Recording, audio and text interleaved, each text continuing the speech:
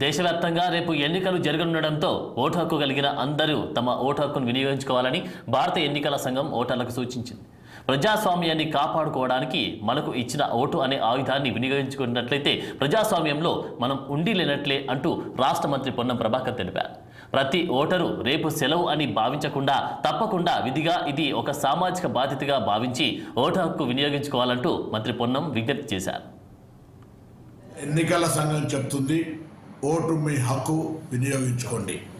ప్రజాస్వామ్యాన్ని కాపాడడానికి ఓటు అనే మనకిచ్చిన ఆయుధాన్ని వినియోగించుకున్నట్టయితే ప్రజాస్వామ్యంలో మనం ఉండి లేనట్టే.